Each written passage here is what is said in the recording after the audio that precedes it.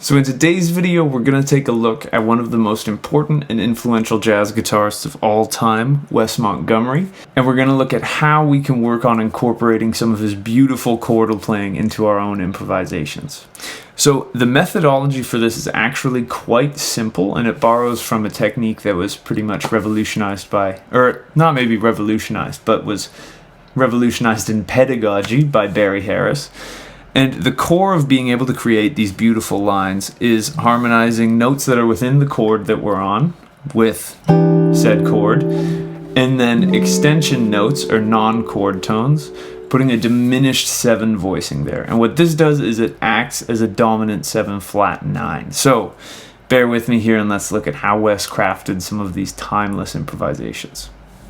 So if we were to look at an example, say Out of Nowhere is a good example because we have a nice G major chord for a really long stretch of time, 2 bars at the start of the tune. Wes might play something kind of like this.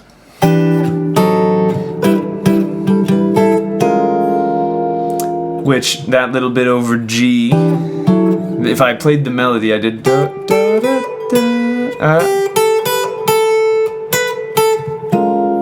and if I were to harmonize that, again I went da, da, da, da, da. So what I'm doing there is I'm playing this voicing for G major 6. So I have 2, 4, 3, 3 on my top 4 strings. Then I play this diminished 7 voicing, which is 4, 5, 4, 5 on the same set of strings. And then I play this root position G major 6 voicing, which is 5, 7, 5, 7. Again, same set of strings. And then I bounced around with that melody note there. And so what this is the chord G is my melody note, so I'm playing a G6 voicing. When it went to A, I played this diminished voicing, which is acting as a D7 flat 9. But I would think of it as an A diminished 7 there. And then I go to this G6 because B is in my melody and that's a chord tone, so I can harmonize it that way.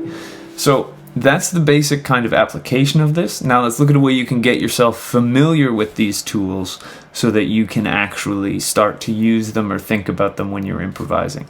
So the basic idea for this exercise is we're going to play all 4 inversions of G major 6 up the neck. So here, here, here, here, and then finally we'd be back up at our top. And then we're going to put in all 4 inversions of A diminished, or however you want to think about it, because the diminished 7 is totally symmetrical.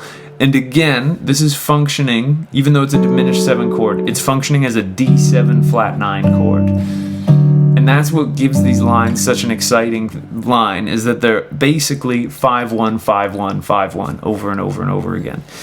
And so here's what we're going to do. We're going to start way down here where G is our melody note.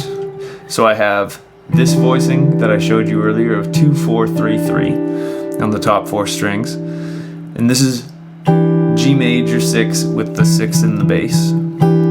This is then going to go to A diminished 7 with A in the bass because this is a non-chord tone.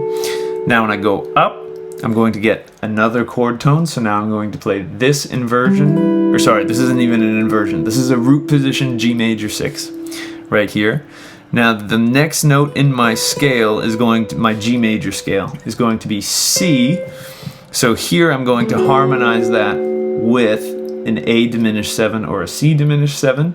And again, if we were thinking about these notes, I have A, I have D flat, I have F sharp, and I have C.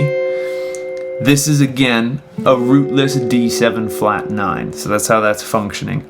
Now when I go up to my next inversion, this would be G major 6 with the 3rd in the bass. So here I have B, I have E, which is the 6th, I have G, and then I have my 5th, D at the top. Now here we break the rules a teeny tiny bit, and we're going to put a diminished chord here. E flat diminished, if you will. And this is a passing note in between the 5th and 6th degrees of the major scale.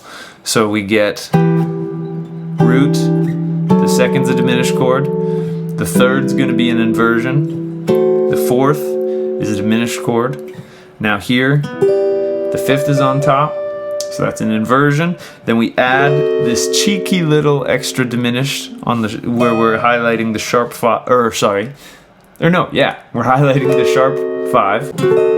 So from our extra sharp 5 diminished, we're going to go to this inversion of G major 6, which this has the 5th D in the bass. It's just 12, 12, 12. And then we're going to get to the major 7th of the scale, which you could argue is a scale tone or a chord tone, but we're going to treat it as a diminished. So we're going to get F sharp diminished, and then we're back at that original voicing.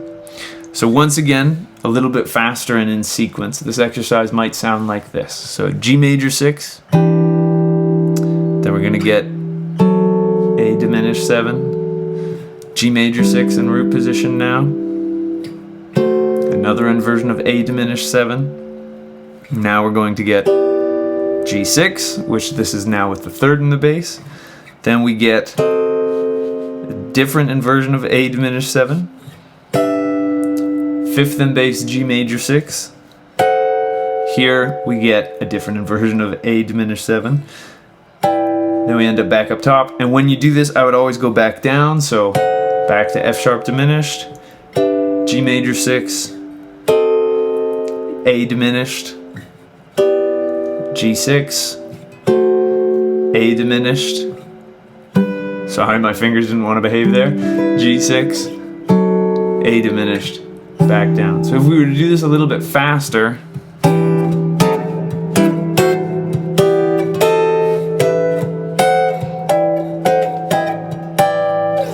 that gives you a kind of taste of what this can sound like in application.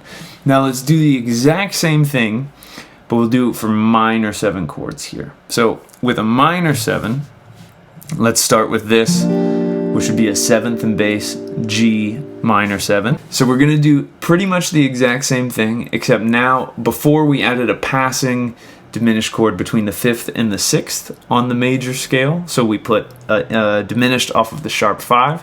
In minor, we are going to put it on the 7. So there's going to be a major 7 here. There'll be a flat 7 and then a major 7. But let's go through it together and you'll see how this works. So starts out on this G minor 7 way down here. This is a 7th in bass, G minor 7. Now our next note is the 2nd or the 9th, and that's going to be harmonized with a diminished chord. So again, we get this A diminished. Then we're going to get a root position, G minor 7. Then we'll get either an inversion of A diminished 7, or we can think of it as C diminished 7. Now, keeping going up, we're going to end up on this, which is going to be an inversion of G minor 7. Once again, this is going to be 3rd in bass. Then, now we're going to get a diminished on our flat 6 scale degree. So this is an E flat diminished, or again, you can think of it as A diminished 7. We keep going, we'll get this G minor 7. Now here, our flat 7's in the bass, or in the melody, so now we're going to add that extra diminished, which again you can think of as either F sharp diminished or as D7 flat 9, or as any of the other diminished chords I named.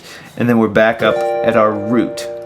So to put this in practice one more time, this is going to sound like this Wes Montgomery exercise with the minor 7. So we'll go G minor 7, passing diminished, G minor 7, passing diminished, G minor 7, passing diminished, G minor 7, passing diminished, G minor 7, and then back down. It's following the same pattern, we're just doing it in the other direction. Keep going. And now we end up back where we started there. Now, if you want diagrams for these chords, they'll be available at the link down on my website. You can download those for free. And with this exercise, I would just mess around with moving it around different keys, trying to get comfortable with the idea of how you're moving these. because it's a really, really powerful sound that'll help you be able to actually improvise melodies on this top string with these chords. You know, again, if I was playing Out of Nowhere, 1, 2,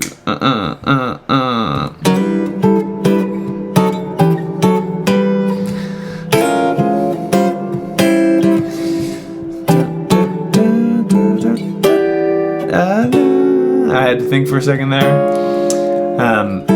But it's a really, really good way to both get more familiar with chords on your neck. It's a great dexterity exercise, and it's kind of the building block to being able to create these simple melodies along the top string with these chords. So I hope you found this video useful. If you did, I'd really appreciate it if you could like and subscribe. It truly helps me out more than you could know. If you want to support me or the channel, there's links down below to either sign up for my Patreon and get some early access to videos, or to purchase my educational book or video courses. There's also a link down in the description if you want to book a guitar lesson with me. I've been working with a bunch of you guys from YouTube lately, and it's been super fun to connect with people all over the world. And last but not least, I hope you have a wonderful day, and I hope you have some fun playing the guitar. So I'll see you in the next video. Take care.